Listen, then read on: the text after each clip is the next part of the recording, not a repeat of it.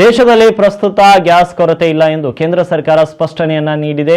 ಇಸ್ರಾಯೇಲ್ ಮತ್ತು ಯುಎಸ್ ಸೇನಾಪಡೆಯ ಇರಾನ್ ಮೇಲೆ ದಾಳಿ ನಡೆಸಿದ ಪರಿಣಾಮ ಪಶ್ಚಿಮ ಏಷ್ಯಾದಲ್ಲಿ ಉಂಟಾಗಿರುವ ಉದ್ವಿಗ್ನತೆ ಕಾರಣದಿಂದ ದೇಶದಲ್ಲಿ ಏಕಾಏಕಿ ತೈಲ, ಅಡುಗೆ ಅನಿಲ ಬೇಡಿಕೆ ಹೆಚ್ಚಾಗಿದ್ದು, ಇದರ ಪರಿಣಾಮ ವಿತರಣೆ ಮೇಲಾಗಿದೆ. ಹೀಗಾಗಿ ದೇಶದಾದ್ಯಂತ ತೈಲ, ಅಡುಗೆ ಅನಿಲ ಬಿಕ್ಕಟ್ಟು ಕಾಣಿಸಿಕೊಂಡಿದ್ದು, ದೇಶದಲ್ಲಿ ಎಲ್ಪಿಜಿ ಕೊರತೆ ಇಲ್ಲ. ಈ ಕುರಿತು ವಿತರಕರಿಂದ ಯಾವುದೇ ದೂರುಗಳು ಬಂದಿಲ್ಲ ಎಂಬುದಾಗಿ ಕೇಂದ್ರ ಸರ್ಕಾರ ತಿಳಿಸಿದೆ. ಭಾರತದಲ್ಲಿ ಎಲ್ಪಿಜಿ ಪರಿಸ್ಥಿತಿ ಕಳವಳಕಾರಿಯಾಗಿದೆ ಎನ್ನುವ ವಾತಾವರಣ ನಿರ್ಮಾಣವಾಗಿದ್ದು, ಈ ಕುರಿತು ವಿತರಕರು ಯಾವುದೇ ದೂರು ನೀಡಿಲ್ಲ ಎಂದು ಸೋಮವಾರ ಕೇಂದ್ರ ಸರ್ಕಾರ ಸ್ಪಷ್ಟನೆಯನ್ನು ನೀಡಿದೆ. ಸಿಎನ್ಜಿ ಸಂಕುಚಿತ ನೈಸರ್ಗಿಕ ಅನಿಲ ಮತ್ತು ಪಿಎನ್ಜಿ ಪೈಪ್ಡ್ ನೈಸರ್ಗಿಕ ಅನಿಲ 100% ಪೂರೈಕೆ ಇದೆ. ಪೆಟ್ರೋಲ್ ಪಂಪ್ಗಳಲ್ಲಿಯೂ ಕೂಡ ಅನಿಲ ಖಾಲಿಯಾಗಿರುವ ಕುರಿತು ಯಾವುದೇ ದೂರುಗಳು ಬಂದಿಲ್ಲ ಅಂತ ಸರ್ಕಾರ ತಿಳಿಸಿದೆ. ದೇಶೀಯ ಗ್ರಾಹಕರ ಹಿತಾಸಕ್ತಿಗಳಿಗೆ ಆದ್ಯತೆ ನೀಡಲು, ಅದರಲ್ಲಿ ಕೂಡ ವಿಶೇಷವಾಗಿ ಮನೆ ಮತ್ತು ಆದ್ಯತೆಯ ವಲಯಗಳಿಗೆ ನಿರಂತರ ಎಲ್ಪಿಜಿ ಪೂರೈಕೆಯನ್ನು ಖಚಿತಪಡಿಸಿಕೊಳ್ಳಲು ಸರ್ಕಾರ ಕೆಲವು ನಿಬಂಧನೆಗಳನ್ನು ವಿಧಿಸಿದೆ.